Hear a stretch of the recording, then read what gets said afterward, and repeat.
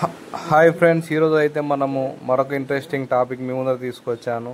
అదేంటంటే ఆంధ్రప్రదేశ్ రాష్ట్రంలో డిజేబుల్ పెన్షన్స్కి అయితే రీవెరిఫికేషన్ అనేది జరుగుతుంది. ఈ రీవెరిఫికేషన్లో మనకు చాలామంది అటెండ్ అయిన తర్వాత వాళ్ళ డిజేబిలిటీ కన్ఫర్మ్ అయిన తర్వాత వాళ్ళ డిజేబిలిటీ సర్టిఫికేట్ డౌన్లోడ్ కావడం అయితే జరిగింది. దీంట్లో కొంతమంది కొన్ని అనివార్య కారణాల వల్ల అయితే పోలేదు. కావున వాళ్లకు గవర్నమెంట్ మరొక అవకాశం అయితే ఇచ్చింది. ఇది నంద్యాలకు సంబంధించిన అప్డేట్ ఫ్రెండ్స్. ఈ నంద్యాలకు సంబంధించిన అప్డేట్ వచ్చేసి డిఆర్డిఏ నంద్యాల సెర్పు వాళ్ళు 5వ తేదీ 8వ నెల 2025 సంవత్సరం అయితే రిలీజ్ చేశారు. దీని ప్రకారంగా మనకు ఈ 8వ నెల 6వ తేదీ నుంచి అయితే ఈ డిజేబిలిటీ పెన్షన్స్ అని అయితే రీవెరిఫికేషన్ అయితే స్టార్ట్ అవుతుంది. ముఖ్యంగా తీసుకుంటే ఈ ఆగస్ట్ మంత్లో అయితే డిజేబిలిటీ పెన్షన్స్ ఎవరైతే రీవెరిఫికేషన్కి అటెండ్ కాలేదో వాళ్ళందరికీ అయితే పెన్షన్ అనేది హోల్డ్లో పెట్టడం జరిగింది ఫ్రెండ్స్. కాబట్టి ఇంకా ఎవరైనా డిజేబిలిటీ పెన్షన్ వస్తూ ఈ రీవెరిఫికేషన్ వలన రాకపోతే మీకు మీ దగ్గర ఉన్న సచివాలయంలోకి అయితే మీరు వెళ్ళండి. అక్కడ పోయిన తర్వాత అక్కడ వెల్ఫేర్ అధికారిని కలిసినట్టయితే అతను మీకు మొత్తం దీని గురించి డీటెయిల్స్ అయితే క్లారిటీగా చెప్తాడు ఫ్రెండ్స్. మీరు ఆ రికార్డ్స్ అన్నీ తీసుకొని పోయి మీకు అలాట్ చేసిన హాస్పిటల్లో అయితే మీరు అటెండ్ కాండి. ముఖ్యంగా ఇక్కడ చూసుకుంటే మనకు నంద్యాల డిస్టిక్లో అయితే 6వ తేదీ 8వ నెల 2025 సంవత్సరం అయితే స్టార్ట్ అవుతుంది. ఆ రోజు వచ్చేసి మనకు అన్ని చెకప్ వచ్చేసి మన గవర్నమెంట్ హాస్పిటల్లో జీజీకేఎస్ నంద్యాల హాస్పిటల్లో అయితే జరుగుతుంది.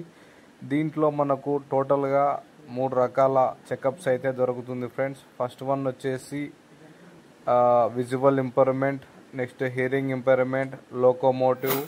సో అన్ని రకాల డిజేబిలిటీ వారికి సంబంధించినవి అయితే ఈ చెకప్లో అయితే వస్తుంది ఫ్రెండ్స్. కాబట్టి ఇంకా ఎవరైనా వెళ్ళకపోతే దీనికి వెళ్ళండి.